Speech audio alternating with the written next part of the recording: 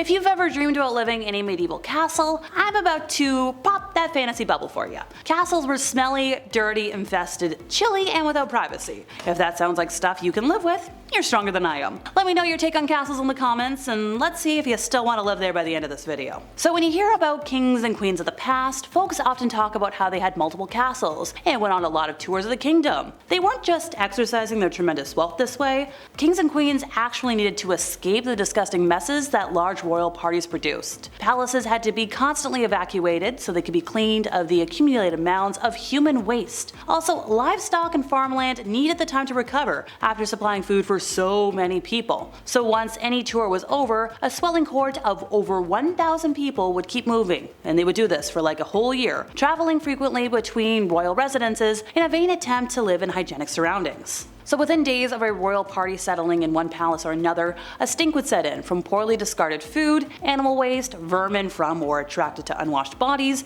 and human waste, which kinda would pile up in underground chambers until it could be removed. Hallways would become so caked with grime and soot from constant fires that they were fairly dark, and the very crush of court members was so dense that made a thorough house cleaning kind of impossible, and just not worth it. Yes, I know, cleanliness standards were kind of subpar throughout the medieval, Renaissance, and Regency eras, but royal courts were typically dirtier than the average small cabin or home. So how many people would have worked or lived within a castle? Well, it obviously depends on the size of the castle, but let's say for one like Goodrich Castle in England, you can expect around 100 to 150 people to surround the lord's family. Now these would have included everything from cooks to gardeners, grooms and horsemen, all important treasurers, you know, the folks who would look after the finances of the entire estate. Medieval kitchens were also loud and filled with smoke, so they were generally kept away from the Great Hall and living quarters, but you've got to add in all the kitchen staff as well. Then you've got all the food in this area. You've got stuff that was prepared in boiling cauldrons, baked in ovens, spit roasted over an open flame. And then in giant castles, this took a large amount of staff. We're talking butchers, bakers, cupbearers, brewers, servers, pantry people, spit boys, like everything.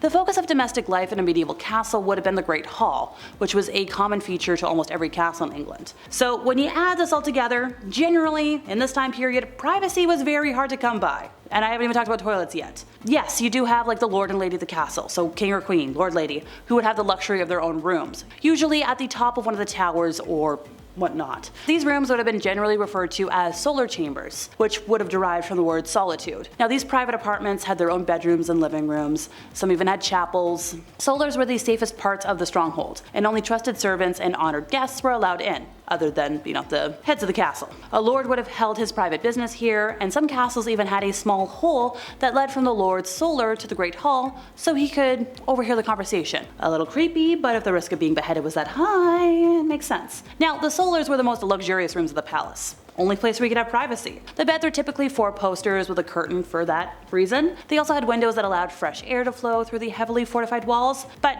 then you got the servants, who kind of slept and rested wherever they could find space, which usually meant the great hall or kitchen floor. But if you were a trusted servant, you would sleep in the living room of the lord or lady's solar, or sometimes even on the floor next to their bed, just so they could be like, hey, I need help now, you there.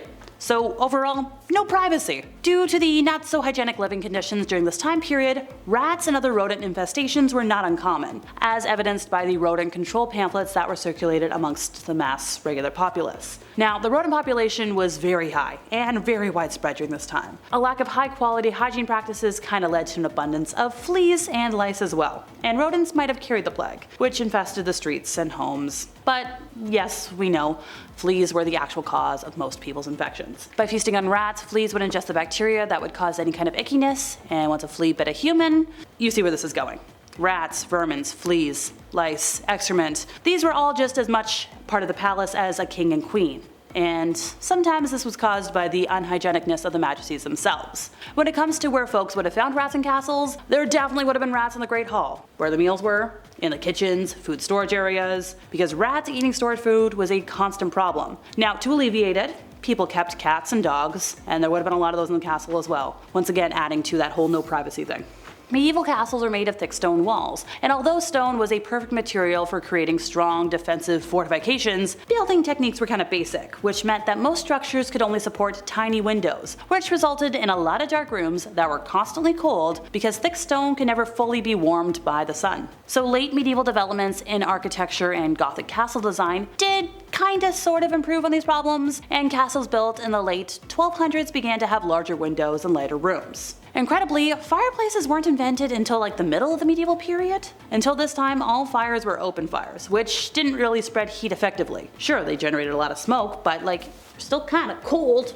When it came to sanitation, things were always truly disgusting. The link between sewage and disease wasn't really made until like the 18th century, and medieval people remained blissfully ignorant about the health consequences of poor hygiene and poor toilet hygiene. In the garde-robe, which would be a room that hung out over the castle walls somewhat, there would be a seat with a hole, so everything went outside the castle walls, into a river, down a cliff, which, hey, probably didn't smell too bad if it was cleaned regularly. But like, ugh. Most toilets or garde-robes were like nothing more than like a tiny little chamber. And that's where you'd find your bench. You'd find your hole. And the contents would just go out. Super great. Into a cesspool. Maybe sometimes into the moat. Which, oh, don't romanticize moats. Seeing as the moat was generally stagnant water, it means the stench would have been unbearable. Especially in the hot summer. Now, some castles had more than one garde-robe, so they would have had like a private one in your quarters, but then a public one for everybody else to use. Once again, most folks who work in a castle didn't live there, so traffic wouldn't be too high. There wasn't that much need for class-based protocol, but you know, the private one might have been fancier, better cleaned, but yeah. Medieval societies didn't really value privacy as much as we do. So sure, if this was one that wasn't just for the main royals, there would have been a long line of benches, with nothing to separate you from your neighbor as you went about your business. Well, you always had somebody to chat with on the toilet. Now, in the main village, folks would use outhouses.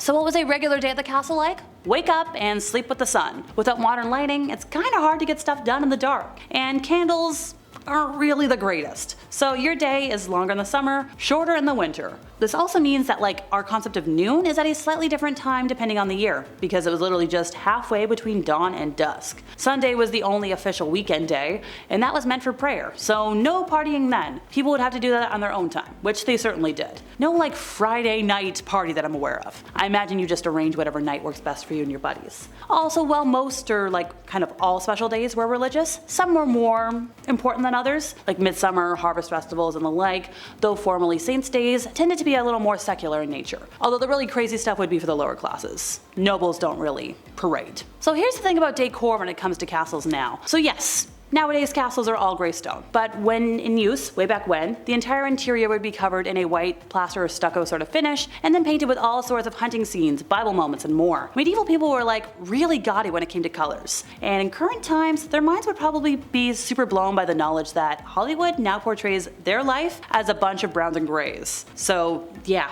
Decor was decided on by the royals who owned a castle. So imagine being a servant in a castle and forced to stare at like really weird surroundings that aren't your taste every day?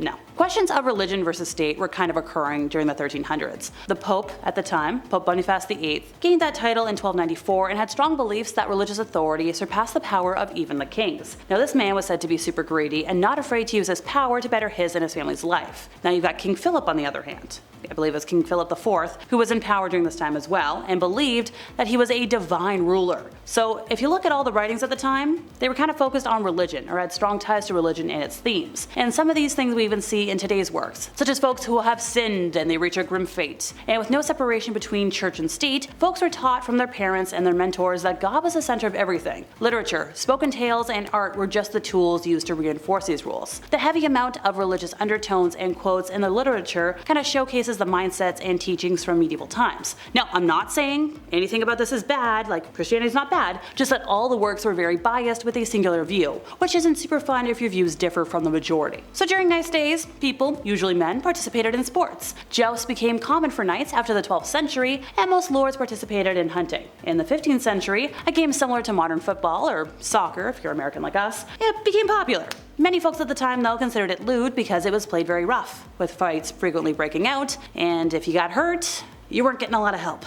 And finally for today, here's a con you probably don't think about when it comes to living in a medieval castle: stairs. Ever gone up a crazy flight of stairs and been super winded by the end and you don't want to do it ever again? So imagine if that crazy flight was in your home and you had to climb it every day just to get to your bedrooms. Like I mentioned earlier, the king and queen, lord and lady of a castle would have lived at the top of a tower for privacy. So along with their closest staff, they would have to climb that massive amount of stairs daily, if not multiple times a day. So no matter where you want to go, there's gonna be stairs involved. Let's see, we got a giant spiral staircase in the middle of the castle. More stair flights over here. And none of these stairs are the same size. And the spiral one's gonna make you really dizzy. And these stairs will be there right after every meal, every activity. Always so unforgiving. And that's the end of this once again. So, still wanna live in the castle? I'll pass.